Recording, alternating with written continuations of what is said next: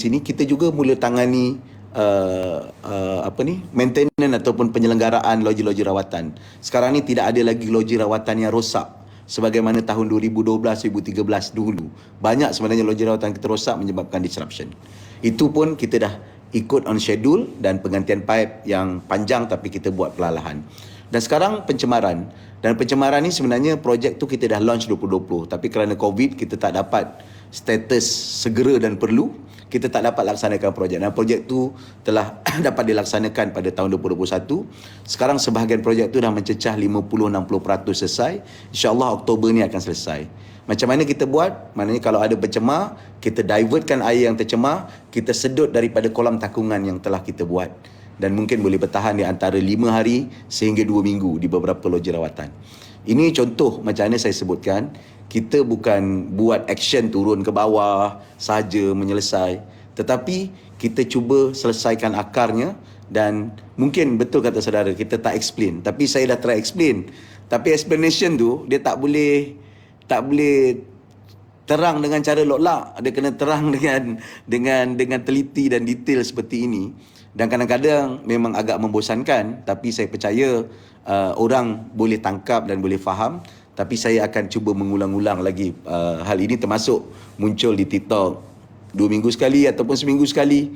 Kalau boleh nak tiap-tiap hari, tapi kena ada kerja-kerja lain. Ini pun kadang-kadang saya hari ini sebagai contoh mula 4 pagi tadi marathon. Habis kira-kira pukul 3 petang tadi dengan YB Airborne Benedict. Jadi ada kekangan lah juga, tapi tak nafi saya perlu. Dan dengan adanya keserasian federal dan state ni, mungkin saya boleh manfaatkan media-media arus perdana yang sebelum ni sedikit sebanyak tenggelamkan ataupun menutup cita-cita baik Selangor. Okey, soalan lain ataupun pertanyaan? Cantik topi. Yani tak dengar, Yani tak dengar suara Yani tak dengar. Betul. Abang Wan silakan. Abang Wan. Siapa? Okey, Assalamualaikum Datuk Seri. Ya. Saya Wan daripada Pahang. Saya ada 2 soalan ringkas untuk Datuk Seri. Pertamanya, Datuk Seri juga sebagai ahli parlimen dan baru-baru ini dalam bahasan laporan PAC, kita lihat ahli parlimen PN telah pun keluar daripada Dewan. Saya minta pandangan Datuk Seri mengapa mereka keluar. Itu satu. Dan kedua, saya nak tanya tentang status pembahagian kerusi UMNO Barisan Nasional dengan Perkhidmatan Harapan di Selangor. Apakah Datuk Seri mempunyai masalah di situ untuk menghadapi PRN ini? 2 soalan saja, Datuk Seri. Ya, saya jawab tentang PRN dulu. Di dalam PRN, insya-Allah kalau ikut status semasa dan keadaan semasa, kita yakin malahan kita boleh menang 2/3 majoriti berdasarkan kepada sokongan dalam pilihan raya ke-15 ataupun PRU, dan juga sokongan semasa berdasarkan maklum balas rakyat yang kita perolehi. Tentang mereka yang yakin dan sebagainya tu terpulanglah dengan fakta data yang mungkin mereka ada, tapi saya cek dengan semua data, insya-Allah dengan perkara tersebut. Cuma mungkin mereka nak bermain propaganda.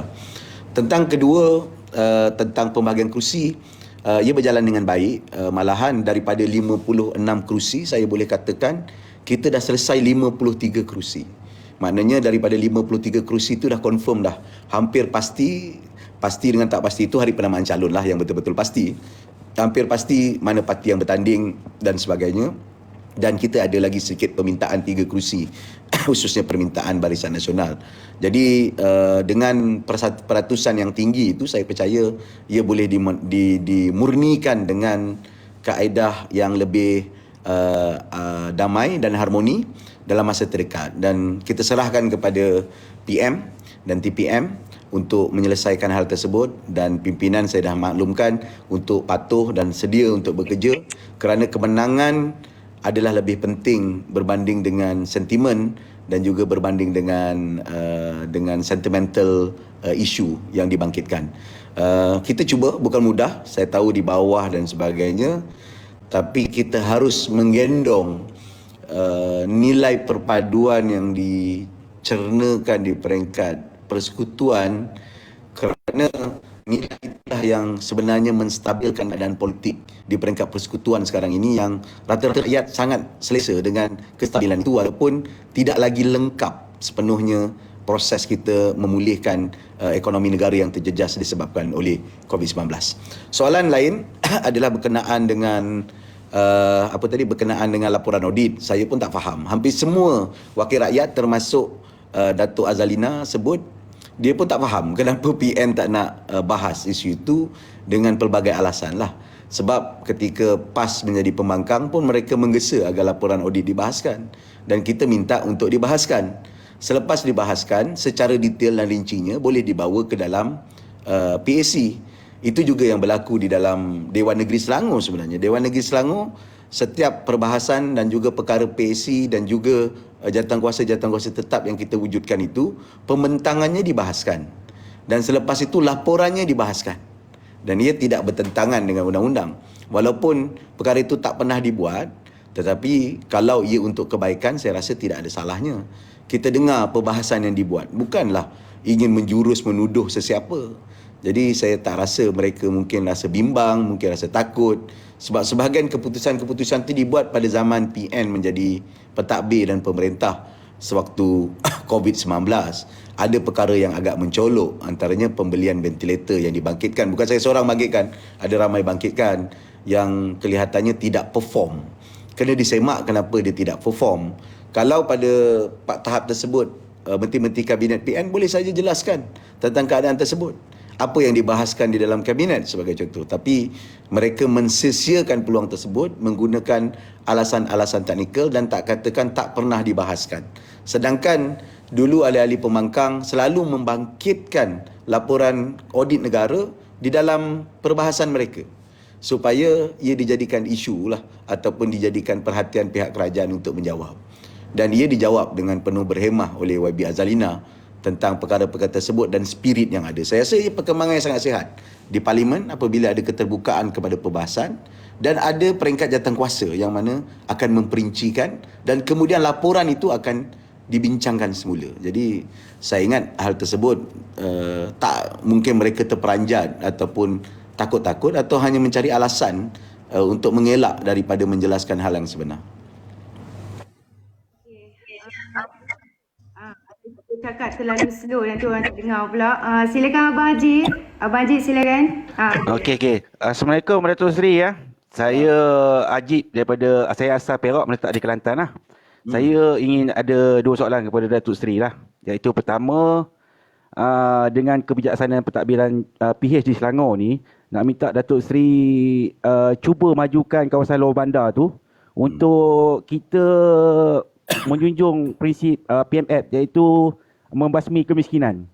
Kita tak mahu orang miskin ditunggang oleh pemuka-pemuka agama ni demi kepentingan politik dia. Jadi saya minta Datuk Seri dan kepimpinan utamakan kawasan luar bandar tu. Cubalah kita bantu bersama menteri-menteri pusat untuk IKS ke, pertanian ke, kita utamakan dia orang Datuk Seri. Sebab kita nak apakan kemiskinan untuk ditunggang oleh mereka ni. Jadi saya ingat apa yang pihak cakap. Itu yang pertama lah.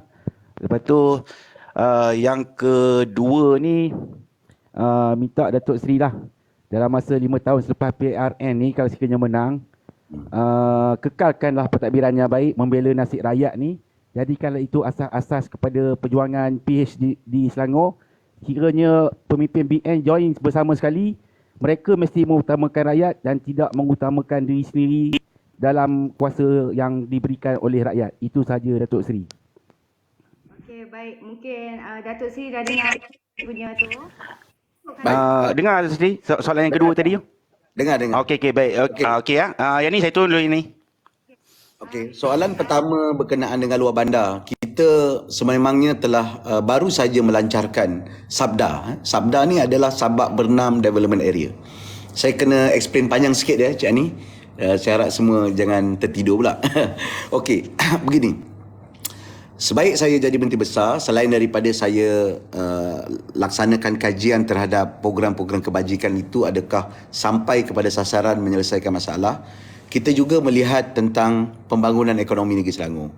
Sebab negeri Selangor ni hampir 70% kawasannya telah dibangunkan. Jadi tidak semudah-mudah kita nak buat kawasan baru seperti kawasan Putrajaya sebagai contoh. Tak semudah itu sebab sudah ada penduduk, sudah ada aktiviti dan sebagainya, ada culture dan kebudayaannya yang tersendiri. Jadi kita laksanakanlah itu yang pada pengumuman belanjawan tahun 2019 saya sebutkan tentang kluster ataupun gugusan ekonomi, supaya gugusan-gugusan itu mewakili kepada setiap item dan juga keunikan lokaliti-lokaliti tersebut. Dan perkara itu dipanjangkan lagi dalam rancangan Selangor Pertama, dan salah satu projek yang besar dalam rancangan Selangor Pertama kita sebut sebagai Sabak Benam Development Area. Sabak Benam Development Area ini adalah satu kawasan pembangunan yang akan kita tumpu paling tidak 2 lokasi pemprosesan, pendaratan dan pengurusan perikanan, satu di Sungai Lang dan satu lagi di kawasan Sekincan. Semat Selangor Agriculture Park yang terletak di Cangkat Menteri di Sabak Benam, dan beberapa projek lain seperti Hay Resort yang terbengkalai dan membangun semula kelong-kelong yang telah uzur di kawasan sana. Dan itu di antara projek dan suntikan yang kita telah lakukan di zaman ini dan baru nak bermula sebahagiannya disebabkan oleh COVID-19. Sebab sebaik 2019 saya lancarkan gugusan tu, sepatutnya 2020 kita nak lancarkan rancangan Selangor tetapi COVID. Dan bila COVID saya terpaksa handle COVID lah. Kita umumkan beberapa pakej rangsangan dan sebagainya. Jadi baru tahun 2022 bulan Ogos yang dibentangkan di dalam Dewan Negeri dan dibahaskan hampir 30 ataupun lebih 30 ahli-ahli Dewan Negeri yang kebanyakannya menyokong, cuma ada perbezaan pembangkang mengkritik tertentu hal-hal tertentu. Jadi kawasan luar bandar kita tak lupakan, sebab itu kita sebutkan no person left behind ataupun tidak ada siapa yang tersisih dalam negeri kita, dengan perancangan pembangunan turut menitik beratkan bukan hanya di kawasan tengah Selangor tetapi juga di kawasan utara Selangor dan kawasan perkampungan yang memerlukan sokongan. Dan kita juga sedang melihat bagaimana PKPS boleh berfungsi untuk memajukan pertanian dan juga jabatan-jabatan yang lain seperti AYEDA kalau ada di tentang sawah dan petani di Sabak Benam dan Kuala Selangor dan beberapa tempat-tempat yang lain dan jabatan pertanian. Jadi of course kita nak bangunkan, tetapi kita bangunkan dengan pertambahan teknologi. Sebagai contoh, semalam saya di STDC. STDC ni adalah kita punya College Technical dan Vocational. Salah satu daripada kursus yang kita tawarkan dan banyak dah bagi peluang pekerjaan adalah pengendalian drone. Drone untuk pertanian ditumpukan di kawasan Kuala Selangor dan Sabak Benam. Itu dah buat. Mungkin macam betul lah tadi Ajib sebut kot, kita tak popular ataupun kita tak sebutkan, tapi angka pertambahan ekonominya juga sangat baik di kalangan petani-petani yang ada di sana. Jadi itu contoh macam mana kita cuba bangunkan kawasan pertanian dengan upaya kita sendiri, dengan keterhadan kita, dan dengan ada kerajaan persekutuan ni saya percaya lebih banyak kita boleh gembling untuk membantu petani-petani dan juga kawasan luar bandar di mana aktiviti pertanian adalah salah satu daripadanya. Soalan kedua lupa lah. Apa cerita? Soalan kedua dia tanya apa tadi? Ani? Tak dengar ni. Apa? Yang lain. Abang Saiful Ramli silakan. Saiful. Assalamualaikum. Yang ni, jap. Bagi saya dulu boleh ni. Lama kena sidai. Bagilah. Kejap Abang Saiful Assalamualaikum YB. Sila jalan dulu. Assalamualaikum Datuk Seri. Apa ni? Saya nak sesal YB ni. Okey, saya ada 2 soalan mudah ya. Okey, yang pertama mewakili suara viewer yang bertanya di bawah tadi, bilakah dijangka pembinaan Stadium Shah Alam tu bermula dan bilakah dijangka siap? Kerana sekarang ni Selangor mempunyai pesaing daripada negeri utara, Kedah. Dikatakan Kedah ingin membina stadium bertaraf antarabangsa. Saya pun tak tahulah berapa persen sekarang progres dia. Jadi saya nak tahulah Stadium Shah Alam ni bila bermula dia punya tu. Okey, dan yang kedua saya nak tahu apakah tawaran apakah tawaran terbaru ataupun program tambahan yang Datuk Seri rencanakan atau untuk tawar kepada rakyat Selangor? Atau ada penambahbaikan daripada program yang sedia ada ataupun ada program atau tawaran yang terbaru. Okey, itu sahaja YB. Okey. Terima kasih. Assalamualaikum. Berkenaan dengan stadium, saya kena explain juga panjang sebab macam-macam orang macam-macam orang membuat persepsi dan tuduhan.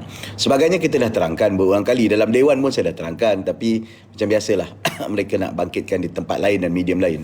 Baik, stadium ni sebenarnya sejak daripada 2008 lagi kita terima banyak sangat proposal untuk membangun semula stadium dan sebagainya. Di pihak kerajaan negeri pada ketika itu turut membuat kajian yang dilaksanakan oleh JKR dan secara keseluruhannya pada waktu itu sebelum peningkatan harga barang, kosnya minimum hanya betulkan saja elektrik dan sebagainya lebih daripada 350 juta. Itu pada zaman Arwah Tan Sri Khalid ya. Dan banyak proposal yang kita dapat, tapi bila keadaan COVID dan sebagainya, stadium tidak terurus dan sebagainya. Dan sebenarnya daripada tahun ke tahun banyak kali kita perbaiki. Bumbung sebagai contoh, ketika SEA Games ataupun Sukan SEA tahun 2017, masa tu menterinya YB Khairi, seingat saya dia ada keluarkan sikit peruntukan dan kita juga keluarkan peruntukan kita untuk ganti bumbung dan pertandingan bola sepak diadakan di sana. Tetapi bila dah alatannya terlalu uzur dan ada kesan daripada banjir yang bukan kali pertama, sebenarnya tahun 2006 dah pernah banjir, tahun 2021 ada banjir juga. Jadi macam electricity dan juga bumbungnya ada kesan teruk. Kalau orang kata okey gantikan sajalah bumbung, tak boleh sebab the whole structure tu dia bergantung antara sama lain.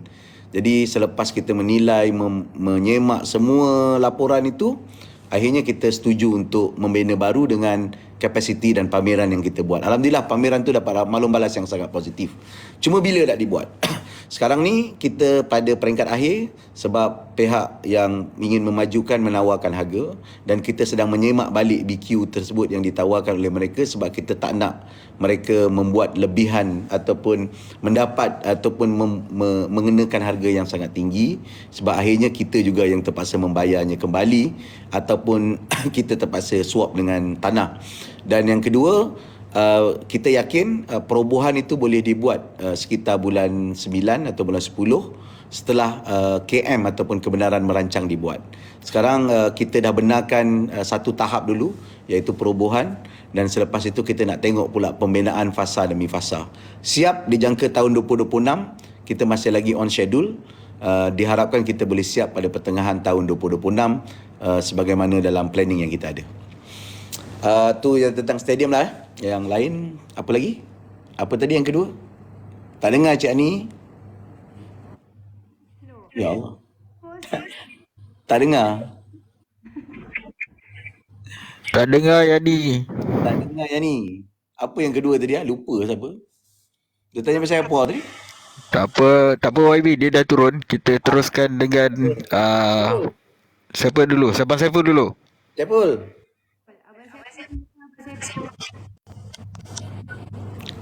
Ya, Assalamualaikum. Alah, lama tak dengar kita. Baik, Alhamdulillah YB. Saya Saiful daripada Kedah, MOS 13 di Selangor sejak 1989. Kenal. Saya kenal YB mungkin tak kenal saya kot. Okey, Cepul. First kali on behalf of kawan-kawan di Kedah, kami minta maaf lah. Menteri besar kami hari tu masa dia pergi sana mungkin dia tak cukup bekalan ketum. Jadi dia cakap melelong sikit hari tu. Okey. Untuk pendengar yang tak berapa kenal kita punya low profile MB ni, dia antara orang yang pertama menghulurkan bantuan kepada rakyat Kedah bukan ketika zaman PH waktu kita berhadapan dengan masalah ayak yang teruk di Kedah. Dia hantar dengan lori sekebal mak nenek pergi Kedah. Tetapi sewaktu kerajaan PN mengambil alih, dia juga yang pertama turun sendiri dari Kedah membantu sewaktu tragedi kepala ayak di Yan Kedah. Saya tak faham pasal apa Menteri Besar Kedah dia lupa pasal bab ni. Okey, saya ada 3 persoalan yang saya nak minta YB perjelaskan kepada pendengar kita pada malam ni. Yang pertama sekali, nak minta YB tolong berikan penjelasan perbezaan permasalahan bekalan ayak yang di Selangor berbanding dengan di Kedah dan Kelantan, supaya mereka boleh faham bahawa masalah bekalan ini masalah yang berbeza dan cara penyelesaiannya juga berbeza. Okey, yang kedua sedikit berbeza. Kalau kita tengok result PRU 15 yang lepas yang dikatakan gelombang anak muda dan pengundi baru yang memenangkan PN di beberapa negeri, tetapi berbeza di Selangor. tahap sokongan anak muda dan pengundi baru ni kekal sekiranya tidak bertambah. Jadi apakah sebenarnya pendekatan yang MB buat yang sehingga menarik perhatian anak muda untuk terus menyokong kepimpinan PH di Negeri Selangor? Dan yang ketiga ni juga agak berbeza kerana saya melihat Selangor ni mempunyai potensi sebagai negeri pertanian juga yang mampu menjadi negeri utama membekalkan bekalan protein yang murah seperti ayam, kambing dan lembu. Kebetulan saya dalam bidang pertanian. Bukan hanya untuk memenuhi keperluan penduduk di Selangor, tetapi juga untuk memenuhi keperluan penduduk di seluruh negara. Jadi apakah pendekatan yang kerajaan negeri Selangor buat selain daripada menumpukan kepada sektor industri berkenaan perkara untuk memajukan pertanian di Selangor hingga menjadikan Selangor sebagai negeri pengeluar dan pembekal utama bekalan protein murah di Malaysia? Wallahualam. Soalan susah saya pun. Okey. Soalan kebat. Lawyer bagi soalan payah betul. Ya, lawyer tu dah belum. Lawyer. Okey, Saiful, terima kasih semua. Okey, pertama masalah air. Saya tak kurang arif Kedah. Kedah mungkin sebabnya adalah bekalan air mentah dan sebahagian daripada pengurusannya mungkin adalah loji rawatan. Sebab loji rawatan ni sangat perlu. Kalau kita tidak membangunkan loji rawatan yang baik, kita tidak dapat menguruskan air dengan baik. Baik. Sistem air di Selangor, tapi Kelantan saya tahu sedikit sebanyak. Kalau sistem air di Selangor, kita mengambil daripada air yang mengalir, iaitu daripada sungai. Daripada sungai itulah biasanya kita akan dapat yang dipanggil MLD, million liter per day. Jadi kalau macam sungai Selangor tu, dia boleh sumbang berapa? 700, 800 million liter per hari. Juta liter per hari. So daripada situlah dia mengalir dan kita uruskan, kita proses, kita salurkan balik. Itu yang jadi kalau tercemar, dia tersekat. Itu terjadi ya.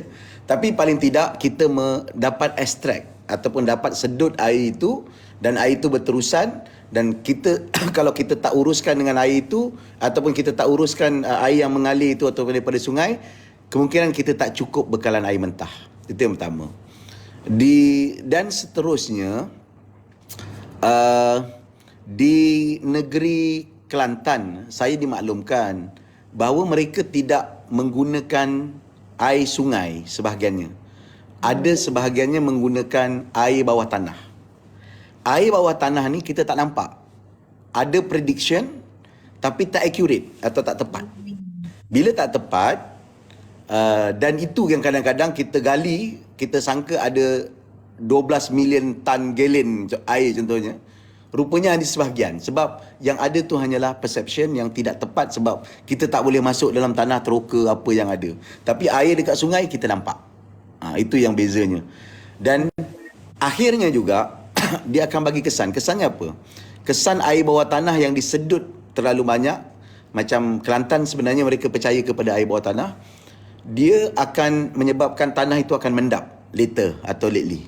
Itu mungkin kesan di tanah serendah sekebun bunga atau di Kelantan nanti. Minta maaf kalau saya kurang tepat maklumat ni, tapi yang saya tahu itu mereka tak nak ekstrak. Penggunaan air sungai yang mengalir ni atau air mentah yang mengalir ni ada kesan lain.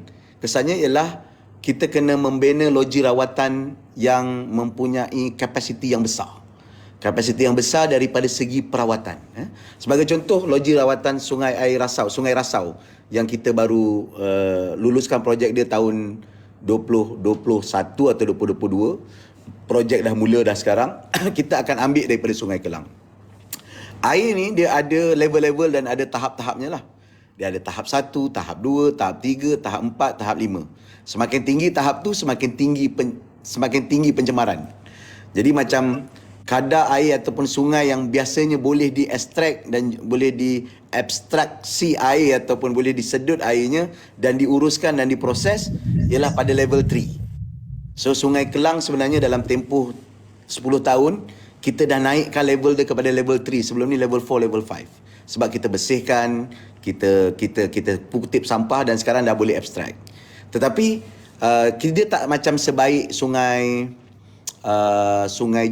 jenderam ataupun sungai Langat. Sungai Langat kadang-kadang sampai level 1, level 2. Jadi loji rawatan tu tak memerlukan proses pemprosesan yang proses pemprosesan yang besar ataupun yang tinggi. Jadi macam loji rawatan kita macam Rasau ni memang speknya tinggi, mungkin bahan perawatannya tinggi. Kita terpaksa buat ozon. Ozon ni adalah teknik untuk buang bau. Kadang-kadang bau ni dia tak nampak tapi dia berbau. Dan proses nak kenal pasti bau tu. Jadi itu bezanya yang saya sebutkan di Kelantan ataupun mungkin di Kedah, tapi saya tahu Kedah dia ambil daripada sungai. Tetapi apa yang terjadi mungkin dia bergantung juga dengan proses untuk naik taraf loji rawatan. Apa yang kita lakukan memang kita keep on upgrade, maintain atau selenggara, dan kita bina. Labuhan Dagang 1 dia bina sebagai contoh. InsyaAllah lepas ni Labuhan Dagang 2. Labuhan Dagang 1 saya tak nak apologetik, dia dibuat oleh predecessor saya dan telah lengkap. Maksudnya mula zaman Tan Sri Khalid sebenarnya dan lengkap masa zaman Azmin. Dan loji rawatan Rasau kita akan buat dan akan jadi loji rawatan yang memproses 1,400 juta liter per hari, dan ini adalah pemprosesan air yang terbesar dekat Southeast Asia ataupun dekat Asia Tenggara. Tapi yang di Kelantan tu dia tidak nak menguruskan air daripada air sungai. Kalau Kelantan nak selesaikan ialah uruskan air daripada air sungai dan bina loji rawatan. Benar, bina loji rawatan ini memerlukan kos yang sangat tinggi dan sangat besar. Sebab itu saya tak pasti. Datuk, dia suka korek lubang, gali lubang, kambus lubang dekat sana. Saya tak pasti.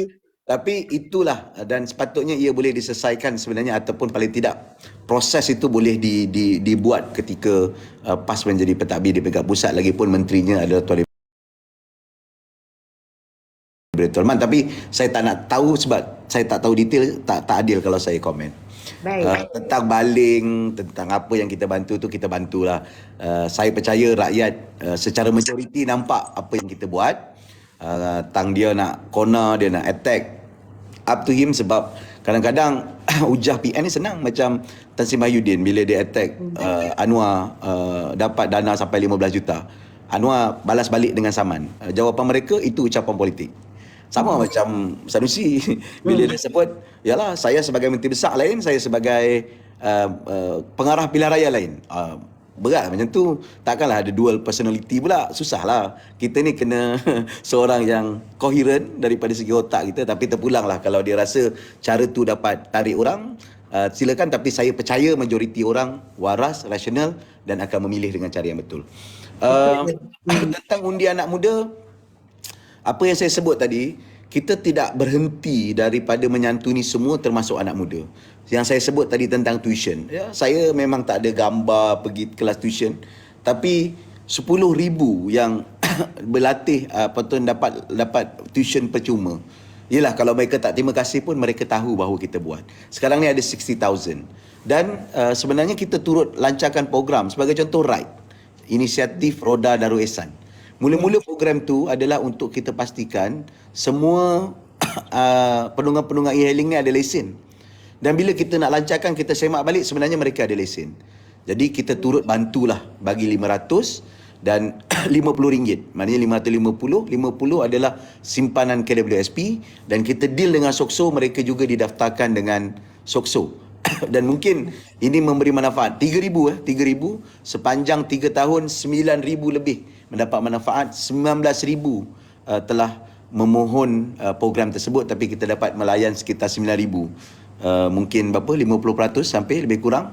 Tak sampai 45-60%. Dan saya baru minta PWN, Pegawai Kewangan Negeri, tambah lagi 1 juta tahun ni sebab permohonan ramai, ada 5,000 yang kita dapat bantu 3,000, dan paling tidak kita boleh bantu lagi 1,000 hingga 1,500 menjelang bulan 8 dan bulan 9 nanti. Jadi ini mungkin anak-anak muda rasa selesa dan kita tidak menghalang mereka dengan pelbagai perkara. Antara projek saya yang agak saya ingati, sebab saya dulu pembantu Esko Sukan, jadi Esko Sukan, Esko Belia, adalah projek kita nama dia PEBT. Dulu Penggerak Belia Tempatan. Dan kita ada PEBS. Mereka ni apa? Mereka ni penggerak belia dekat akar umbi. Kita bagi peruntukan tak besar, 5,000 ke 6,000 satu tahun. Mereka kena susun program lokal atau program tempatan, program memancing, program main kompang, program futsal dan sebagainya. Dan saya rasa daripada situ kita dapat tahu apa kehendak dan keperluan anak muda, apa yang kita rasakan perlu dibantu. So daripada situlah sebenarnya kita buat pula dasar belia.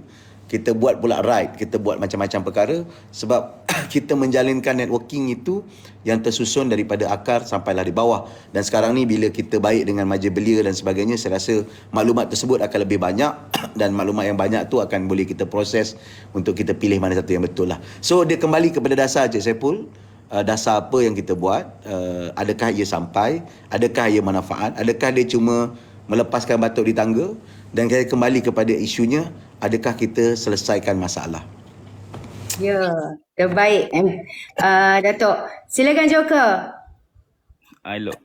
Okey. Nanti. Okey. Boleh. Joker dululah. Silakan Joker. Okey, Assalamualaikum. Boleh dengar? Boleh. Okey. Teruskan. First, nak congratulate Datuk Seri pasal buat yang projek penurapan jalan secara besar-besaran di seluruh Selangor. Okey. I ada actually 2 soalan je lah. Okey. Can be a bit tough, tapi kita perlu jawab pasal ini antara isu yang akan dimainkan oleh para tentera-tentera walaun dekat TikTok ni.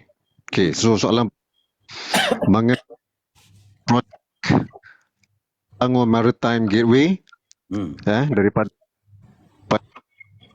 Port Klang. Tak dengar lah suara Joker. Putus-putus lah Joker. Putus-putus. Hello. Putus-putus. Orang lain tak dengar ke? You seorang je tak dengar? Rasanya takut semua tak dengar. Putus-putus juga. Dengan putus-putus juga.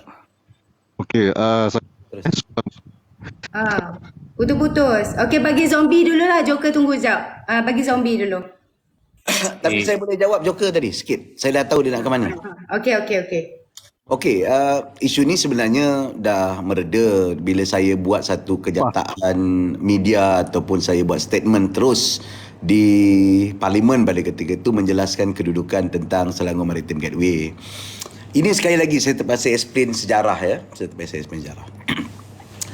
Apa dia Selangor Maritime Gateway? Ini adalah terinspirasi dan terhubung dengan apa yang cuba difikirkan oleh arwah Tan Sri Khalid. Arwah Tan Sri Khalid dulu nak bangunkan pembangunan di sepanjang Sungai Kelang. Itu yang sebenarnya. Dan sepanjang zaman pemerintahan arwah Tan Sri Khalid, adalah sedikit sebanyak launching dan sebagainya, tapi tidak ada apa-apa dibuat. Okey, itu pertama. Kedua, di zaman Azmin telah mengumumkan ataupun melaksanakan Selangor Maritime Gateway. Selangor Maritime Gateway itu projek launch by Azmin. Walaupun dia tak buat launching, tapi setup-nya dibuat masa zaman Azmin. Dan antara yang dibuat pada ketika itu ialah lantik landasan lumayan. Dan di landasan lumayan telah diberikan hutang. Hutang 45 juta untuk menapis ataupun membersihkan sampah-sampah di sepanjang Sungai Kelang. Ada kesan tak? Ada. Tapi di zaman saya, kita tambah intensiti pengutipan itu dengan menjemput sebagai contoh apa yang Coldplay taja tu, nama dia yang satu bot yang kita sedut sampah. Itu sebenarnya hadiah yang kita dapat daripada kerajaan Holland kepada kita. Dan selepas itu sudah pasti kita nak membersihkan ataupun mobilize pembangunan di sepanjang sungai itu, ya. Dan kita telah menerima beberapa cadangan-cadangan, dan cadangannya akhirnya kita menggabungkan landasan lumayan kepada Berjaya, dan landasan Berjaya akan menguruskan pembangunan tersebut, termasuk absorb hutang 45 juta yang diberikan oleh kerajaan negeri semasa zaman Azmin kepada landasan lumayan. Okey. Dan mereka minta untuk saya chair mesyuarat itu, walaupun saya rasa tak perlu, tapi kerana projek itu agak penting untuk pembangunan sepanjang Sungai Kelang. Jadi sepanjang Sungai Kelang sebelum ni tak ada apa-apa pembangunan ataupun movement semasa zaman Tan Sri Khalid, walaupun idenya Azmin hanya membersihkan dengan hutang, dan saya mula mencari tanah di sepanjang Sungai Kelang yang boleh dibangunkan. Dan kita kenal pasti sekitar 300 hingga 400 ekar yang boleh dibangunkan nanti di sepanjang Sungai Kelang tersebut untuk kita bangunkan sebagai kawasan pembangunan baru. Apa yang timbul ialah berkenaan dengan dredging ataupun pembersihan Sungai Kelang. Jadi landasan di sepanjang Sungai Kelang ni dia mengambil tanggungjawab, baiklah saya nak bersihkan Sungai Kelang tu. Kosnya berapa? Kosnya 700 juta. Jadi saya juga adalah chairman, tapi sebagai chairman sebab syarikat tu belum menjana keuntungan dan sebagainya, saya memang tak menerima sebalang allowance ataupun apa-apa kelebihan. Hanya mungkin mesyuarat sekali-sekala yang saya dapat hadir. Yang selebihnya yang Berhormat Obi Izam ada terlibat di sana dan sebagainya. Jadi mereka dah lapor dan setakat ni memang tak ada apa-apa yang ada kaitan. Saya dah tanya kepada LA, tak ada sebarang salah guna kuasa pun untuk kita bersihkan sungai itu. Kita dah bersihkan sungai dan sikit ada kesan. Kesannya baik. Masa musim tengkujuh tahun lepas, kita berjaya mengelakkan di kawasan Bukit Lancung, di kawasan Kampung Lombong, di kawasan mana lagi? Di kawasan Seri Muda. Dengan sebab dredging yang kita buatkan, dan kita bukan saja keluarkan lumpur, tapi kita keluarkan sampah-sampah yang telah mendap dan bertakung di bawah ataupun di lantai sungai apa nama dia? Sungai Kelang. Jadi kita buat. Jadi nilai dia 700 juta dan syarikat akan membuat pembiayaan terhadap projek tersebut sendiri. Memang ia bukanlah proses tender sebab Selangor Maritime Gateway memang bertanggungjawab untuk pembersihan itu dan ia telah dibuat dan dipertanggungjawabkan semenjak daripada proposalnya sejak daripada zaman Datuk Seri Azmin. Ideanya sejak zaman Tan Sri Khalid. Jadi tak ada sebarang dan kata kalau manfaat langsung memang tak ada manfaat apa-apa pun yang saya perolehi. Sebab tu tak apalah, mereka dah tak ada benda yang bukan-bukan, mereka gunakanlah untuk attack dan sebagainya. Kepada Allah lah kita berserah. Saya dah jawab, saya dah terangkan. Tapi kalau mereka nak ulang, nak buat macam mana? Kita tak boleh nak tutup mulut orang. Kita bolehlah nasihat dan sebagainya. Itu sikit saya rasa. Thank you Datuk Seri. Apa? Tak dengar. Tak boleh. Tak dengar Joker. Tak boleh, sound kau pecah. Putus-putus. Joker tak dengar. Okey, zombie dulu. Silakan zombie. Okay, Assalamualaikum. Yang Amat Berhormat Datuk Seri Aminuddin Syari dan host, apa khabar? Baik. Saya pun daripada Kedah, dekat dengan Abang Saiful lah. Cumanya cemburu lah bila tengok Menteri Penerangan, Menteri Besar Selangor beza jauh lah dengan Menteri Besar Kedah.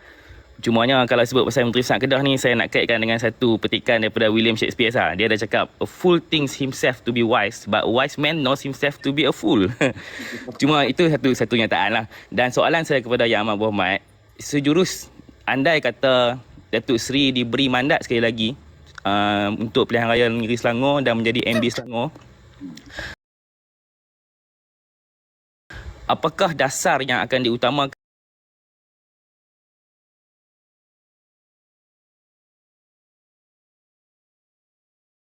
Selangor, salah satu benda yang mungkin kita akan beri penumpuan ialah tentang kerja dan kualiti kerja, iaitu peluang pekerjaan. Tiap-tiap tahun Selangor akan dapat offer sekitar 12 hingga 20 ribu peluang pekerjaan. Tetapi bagaimana peluang pekerjaan itu, adakah peluang pekerjaan itu menawarkan pendapatan yang baik, yang tinggi dan berpatutan dengan kualiti kehidupan di bandar. Jadi ini saya rasa tugas yang kita nak buat. Sebahagian asasnya dah buat, sebahagian asasnya dah buat. Saya cerita sedikit, perlu panjang sikit, lagi sekali minta maaf. 2019 saya melawat Germany dan melihat bagaimana ekosistem teknikal dan vokasional. Sebenarnya di tahun 2020 kita dah hampir siap nak buat, tapi COVID. Dia cuma dapat dilaksanakan sepenuhnya tahun 2021 dan 2022 sekarang ni dah berjalan dengan baik. Kita dah buat dan tukar daripada college yang dipanggil sebagai College in Pens kepada College Selangor Technical and Development Center, STDC. Dan STDC ni sekarang kita dah dapat bekerjasama dengan Siemens. Siemens ni dalam sektor pembuatan, SIEMEN, Siemens, syarikat Jerman ya. Dia juga adalah dalam sektor pembuatan machinery ataupun pembuatan mesin itu memang Siemens yang buat. Dan sebahagian sektor pembuatan kereta dan sebagainya juga terlibat dengan Siemens. Festo Kita sign dengan Festo di Singapura, dengan Technical University of Munich pada tahun lepas. Dan itu juga tengah berjalan. Kita juga dah sign dengan Apple. Kita buat switch code ataupun bahasa pengaturcaraan Apple untuk aplikasi-aplikasi di iPhone. Jadi kita ada pusat kecemerlangan untuk pembuatan aplikasi latihan dan kita menjadi satu-satunya pusat latihan switch code di Asia Tenggara dengan kerjasama dengan Apple. Dan masa terdekat, sekembali daripada Amerika Syarikat, sebenarnya saya dapat perkara ni sejak tahun lepas ketika lawatan ke Switzerland, berjumpa dengan Dassault. Dan dalam Dassault System, macam mana Dassault System? Dassault System ni kalau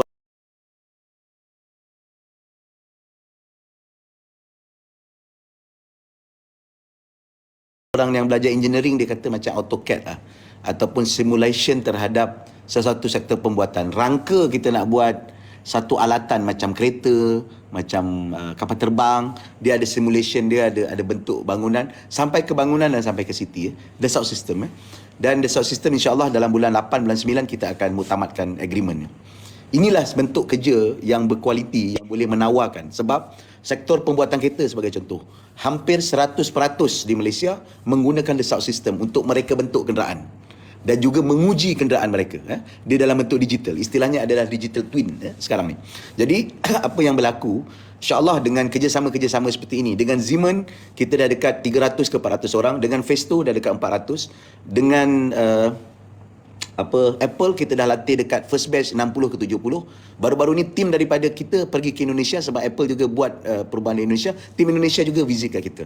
Beberapa universiti seperti College University Tenusan On juga dah visit kita, macam mana kita link dengan industri dan sebagainya. Itu yang saya sebut, latihan teknikal dan vokasional yang kita nak buat kat Selangor tu, kita link dengan industri. Apa industri perlukan, kita dapat latihan. Dia sebenarnya di negeri hasil daripada kajian saya dan juga penemuan saya. Kerja banyak, tetapi skill set tu tak dapat penuhi. Dan sekarang apa yang Selangor nak buat ialah matchkan kerja tu dengan skill yang diperlukan dengan skim latihan yang kita ada. Dan insya-Allah kalau Kementerian Sumber Manusia boleh tengok model ini, saya nak kerjasama supaya fundnya lebih besar kita boleh gunakan dan semakin ramai kita boleh latih. Dan dengan itu sendiri sebenarnya kita boleh tawarkan pekerjaan yang kosong yang tak ada diisi, terutama sektor aeroangkasa, sektor pembuatan kereta, sektor E&E dan sebagainya yang memerlukan kepakaran-kepakaran ini. Dia kena matching pula dengan knowledge dekat hospital, dekat universiti. Kadang-kadang universiti ada teori, tapi practicality tak dapat dibuat. Akhirnya dia tak boleh nak terjemah menjadi engineer yang baik. Itu sedikit sebanyak kesan yang kita dapat lihat. Sebab itu peluang pekerjaan yang berkualiti dengan gaji yang tinggi ini antara cabaran dan juga perkara yang saya akan cuba selesaikan dan cuba kita sahut. Kedua, hal berkenaan dengan perumahan. Di tahun-tahun kebelakangan ni kita ada beberapa inovasi perumahan, termasuk menyediakan semat sewa dan pembiayaan perumahan. Saya perlu bincang dengan Kerajaan Persekutuan sebab di Selangor bina rumah bina. Malahan kita akan adakan rumah semat sewa. Semat sewa ni macam mana? Orang duduk di rumah tu 3-4 tahun, kemudian kita akan pulang balik 30% daripada sewa mereka. 30% tu campur gaji-gaji mereka yang terkini, mereka boleh beli rumah. Masalah pembelian rumah di Selangor ialah 60% daripada yang kita tawarkan rejected. Kenapa reject? Sebab dia tak dapat loan ataupun tak dapat pinjaman. Jadi ini yang berlaku. Kerajaan negeri nak bina semua, tak boleh semua. Kita belilah. Sekarang ni developer buat, kita beli. Menjelang 2026 kita akan ada 3,000 rumah. Masa saya ambil Menteri Besar Negeri Selangor, kita cuma urus 400 rumah. Sekarang kita ada 1,231 rumah yang kita uruskan sendiri untuk skim semat sewa. Menjelang tahun 2025-2026 kita akan ada 3 biji rumah untuk sewa. Wabi Roziah, Esko Perumahan, dia buat skim baru pula. Rumah 1 bilik dan 2 bilik. Macam tak sustainable, tapi khas untuk yang bukan berkahwin atau yang belum berkahwin. Itu akan dapat tawarkan harga lebih murah. So perumahan ni juga adalah isu penting yang kita akan tangani ataupun yang kita akan highlightkan. Ketiga adalah berkenaan dengan pengangkutan awam. Sebab pengangkutan awam merupakan isu penting untuk menghubungkan rakyat bergerak. Dan saya turun di kawasan utara Semenanjung, utara Selangor. Utara Selangor ni belum dapat jajaran kereta api. Dalam next term saya akan fight dapatkan jajaran kereta api, dan orang yang duduk di utara Selangor lepas ni boleh bekerja di Kuala Lumpur tanpa perlu mengharung trafik jam dan perjalanan berjam-jam. Ini antara 3 perkara yang kita nak buat selain meneruskan program kebajikan yang telah menjadi imej kerajaan negeri daripada baru lahir sampai meninggal dunia dengan apa yang saya sebutkan tadi, ke arah penyelesaian masalah. Terima kasih. Masya Allah, YB, jealousnya orang kat bawah ni ramai betul yang jealous ni. Datuk Seri ada yang nak pinjam bawa ke Kelantan. Datuk. Okey, silakan Azman. Azman Kamarudin, silakan. Azman dulu ke? Cik Iman tunggu dulu. Dia orang sibuk bagi dia dulu.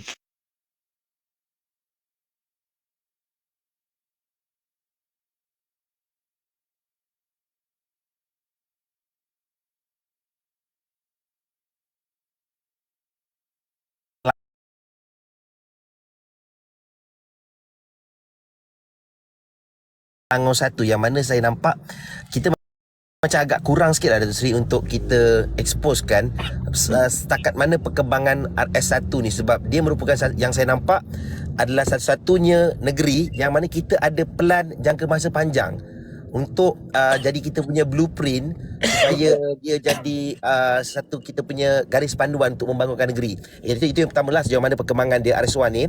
Okey, yang kedua, dari segi soal macam mana yang Datuk Seri nampak, sebab bila mana PRN kita tahu golongan-golongan mereka yang tinggal di negeri Selangor tetapi mengundi di negeri lain dan balik dia masih lagi mengundi parti yang sama. Maksudnya dia tak support, dia tak tengok apa inisiatif yang kita buat kat negeri Selangor ni untuk dia sebab tempat dia tak boleh buat tapi dia still lagi undi orang yang sama. Apa yang Datuk Seri nampak macam mana kita nak atasi benda ni? Dia dah menikmati apa yang kita bagi macam-macam kat Selangor ni, tapi bila balik negeri yang sama, negeri dia terutama di Pantai Timur, dia still lagi mengundi parti yang sama. Itu soalan yang kedua. Dan soalan yang terakhir mengenai skim insurans Am Selangor. Insurans Am Selangor yang mana kita lihat pelaksanaan dia memang sangat menyeluruh daripada bayi yang baru lahir sampailah yang usia 70 tahun dapat perlindungan insurans. Jadi sejauh mana Datuk Seri perkembangan tentang insan ini dan maksudnya impak dia kepada rakyat sendiri, maksudnya yang dah dapat benefit daripada skim ni. Itu saja Datuk Seri. Terima kasih. Datuk Seri nak minum dulu ke? Kesian saya tengok Datuk Seri macam sakit tekak je. Minum dulu. Tak apa. Okey, saya jawab tentang insan. Okey, tentang insan dulu. Insan ni insurans am kita lancar pada 1 September 2022. Kita target 6 juta rakyat. Sehingga bulan 12 tahun lepas kita 3.4-3.5 juta telah kita daftarkan. Dan saya dalam masa terdekat pula akan lancarkan insan untuk pendaftaran semua anak-anak sekolah dengan Wabi Fazlina dalam masa terdekat. Dan dengan itu kita rasa kita boleh dapat capai hampir 4 ke 5 juta orang kita daftarkan dalam program insan. Ada persoalan hukum, misalkan PN nak attack, tolong hentikan dulu, alih kepada sistem takaful. Saya tak hentikan kerana kita akan alih takaful dalam kita dah mula pun, cuma saya belum launch saja lagi. Masa kita nak launch sekarang ni, yang Islam kita akan convert kepada sistem takaful setelah saya rujuk kepada Jabatan Mufti Negeri Selangor. Jadi itu insan. Yang pertama tentang yang kedua, yang terakhir tadi berkenaan dengan sikap pengundi lah. Sikap pengundi ni kadang-kadang dia dengan sentimen, dia kadang-kadang dengan dia dengan kekeliruan yang ditimbulkan, tekanan sosial yang ditimbulkan. Sebab itu kita kena terus-menerus memberikan penerangan dan penjelasan kepada masyarakat. Mungkin saya anggaplah saya bersalah lah sebab tak pernah muncul live TikTok sebelum ni ataupun live FB ada 2-3 kali.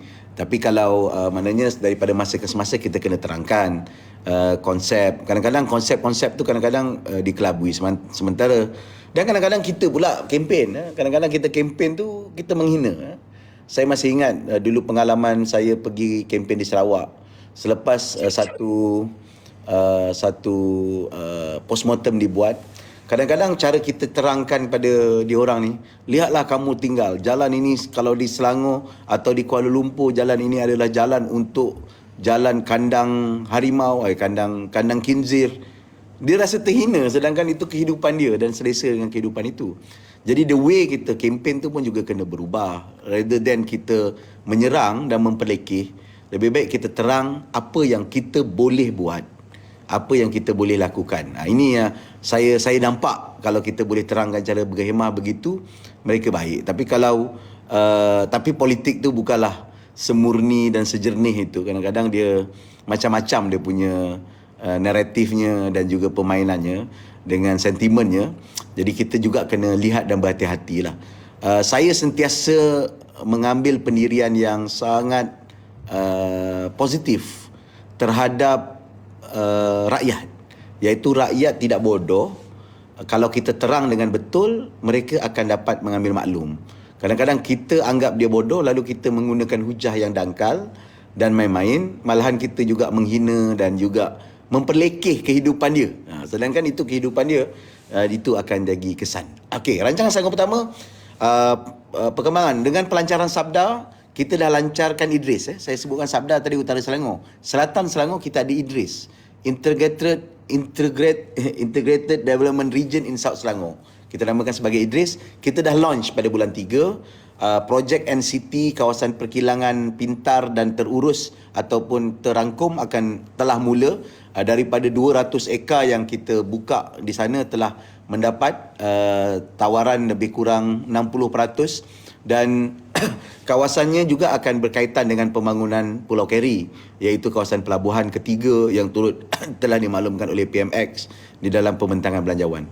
So dia progresnya berjalan. Sebahagiannya adalah projek susun atur dan ia melibatkan 3 kelompok, kerajaan negeri, kerajaan persekutuan dan syarikat swasta. Jadi kerajaan negeri jadi koordinator bantu selesaikan. Memang dia bukan satu benda yang mudah. Dan kita dah lancarkan SIAP ni adalah satu badan pemantauan dan implementasi di negeri Selangor yang akan menilai dan juga melihat pembangunan projek-projek dan juga program-program yang terkandung di bawah rancangan Selangor 1. Pembangunan loji rawatan Sungai Rasau sebagai contoh. Itu contoh dalam sebahagian projek yang kita listkan dalam rancangan Selangor pertama. SSAP, Smart Selangor Agriculture Park.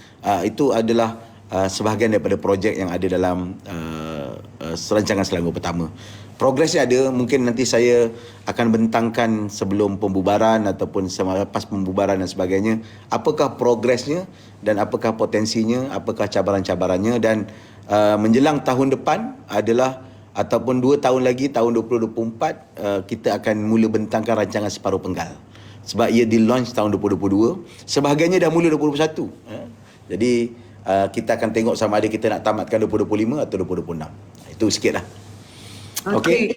Baik. Saya tak akan naikkan lagi speaker yang lain sebab masa terhad. Kesian MB, kesian Datuk Seri ya. Okey. Baik, seterusnya.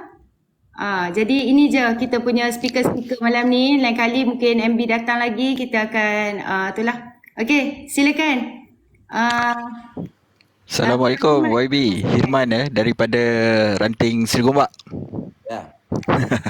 Okey, saya tertarik dengan pelancaran Idris ni, yang mana ini merupakan satu projek mega yang akan melibatkan kawasan Sepang dan Kuala Langat, yang di mana ia akan menginvolvekan lebih kurang 40,000 ekar dan juga gross development value hampir 1 trilion. Jadi dekat situ saya nak penjelasan, terutamanya nak bagi rakyat Selangor dan juga yang di luar lah tahu impak kepada ekonomi dan juga kelestarian penduduk rakyat Selangor sendiri, yang mana ia akan melibatkan bandar baru, township, development park, industrial park dan sebagainya. So saya rasa ini akan menjamin kekukuhan ekonomi dan juga pertumbuhan bagi rakyat negeri Selangor buat sehingga mungkin 10 ke 20 tahun yang akan datang. Oh ya, itu memang sebahagian cita-cita yang kita letakkan ataupun kita harapkan di dalam rancangan Selangor pertama. Dan Idris adalah sebagai maklum balas negeri, supaya negeri dapat terlibat bersama-sama dalam pembangunan dan pengurusan negeri dan kemajuan negeri. Saya ambil contoh Pelabuhan Kelang. Kita sangat kenal sebab dulu adalah Frank Swinham Port dalam dan dia dah ada sekian lama kita bangunkan. Kita terkenal sebagai 12 pelabuhan terbesar ataupun tersibuk di dunia. Tapi malangnya, negeri Selangor mendapat limpahan-limpahan ekonomi dengan kegiatan lah, logistik, hub, kawasan perkilangan, kenderaan, jalan dan sebagainya. Tetapi aktiviti di dalam port itu secara langsung kita tak dapat apa-apa. Walaupun dia menjadi 12 pelabuhan yang terbesar. Sebab itu kerajaan negeri nak terlibat secara langsung untuk pembinaan port ketiga dengan portion kita, dengan tanah yang kita ada kat situ, supaya secara konsisten tahunan daripada keuntungan port ketiga tu akan masuk ke kantong negeri yang boleh kita kembalikan kepada pembangunan ataupun nasib rakyat negeri. Dan ini adalah sebahagian strategi kita supaya negeri Selangor mendapat hasil yang berterusan dan konsisten dan recurring income dalam tempoh beberapa tahun yang akan datang. Perkara kedua yang saya nak sebutkan, tiap-tiap tahun kerajaan negeri sebenarnya meningkatkan sumbangan ataupun kontribusi kepada KDNK sekitar 0.2 sampai 0.5%. Saya bercontoh. Tahun 2020, sumbangan KDNK sumbangan Selangor kepada KDNK ialah 24.3%. Tahun 2021, sumbangan kita ke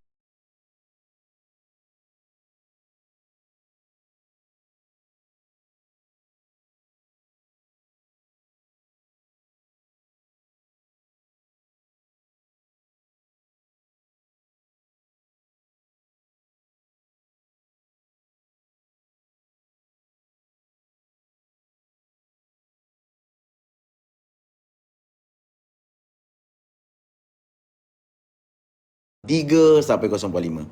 Dengan rancangan Selangor pertama, kita harapkan makin banyak kegiatan ekonomi, so kita akan dapat meningkatkan sumbangan KDNK kita, dan cita-cita kita walaupun agak ambitious, ada orang petikaikan, pembangkang petikaikan, tak salah untuk kita letakkan set yang tinggi untuk dapat capai 30% sumbangan KDNK. Maknanya daripada RM100 di dalam duit dalam negara, RM30 adalah sumbangan negeri Selangor. Itu cita-cita kita lah, harapan kita. Bukanlah mudah, tapi kita nak selesaikan tugas ini. Ada unfinished business yang saya harus laksanakan bersama dengan pasukan kita. Hopefully orang Selangor dan rakyat negeri Selangor meneruskan mandat itu untuk kita lengkapkan. Dan sebagaimana saya sebut, kita tidak hanya memetik daripada bintang ataupun mengorek daripada mimpi rancangan-rancangan ini. Apa yang saya sebut daripada awal tadi, kita plan daripada hari pertama saya di pejabat. Penjajaran, gugusan, rancangan Selangor, tahu uniqueness kawasan, sampailah kepada angka-angka sumbangan dan sebagainya.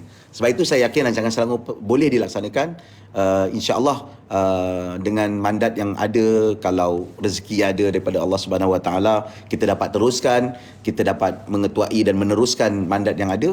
Kita nak teruskan pembangunan di samping membantu tanya dan sebagainya. Okey. Okey, baik. Okey, terbaik YB. Kita kekal Selangor, kita gempur Gombak. Tak payah gempur, kita bertahan lah. Gombak kita punya. Kita nak lawan tempat pengkhianat, Gombak setia. Ada lagi yang bercita-cita nak kembali. YB, nak tanya YB, apa betul YB ingat semua benda ah? Semua dalam kepala ni makan apa? Makan kismis ni. Apa ni semua ingat? Tak adalah. Apa nak cakap Saya macam ni Ni petua lah. Tak tahu petua ni jadi kat saya ataupun boleh pakai kat orang lain. Saya sentiasa cuba bekerja dengan minat. Kalau kita minat dan kita dalami, dan kita akan masuk dan meneroka ke dalamnya. So far dibuat dalam keadaan dengan penuh passion, dengan penuh kesungguhan. InsyaAllah kita boleh ingat, kita boleh sampaikan sikit sebanyak lah. Tapi kalau pengalaman sikit sebanyak tu sebenarnya dulu masa di kampus saya terlibat dengan kelab debat dan terlibat dengan debat Universiti Putra. So masa debat tu sebenarnya ikut tradisinya kita tidak boleh membaca. Sebaliknya kita kena ingat fakta ataupun merujuk fakta. Jadi kadang-kadang memang fakta tu lari sikit sebanyak, tapi tak lari banyak. Seingat saya memang itulah angkanya. Mungkin kalau lari pun 0.1, 0.2% daripada apa yang saya sebutkan sebentar tadilah. Jadi memang sebagainya dilatih ketika muda dalam debat, dan juga sebagainya juga dia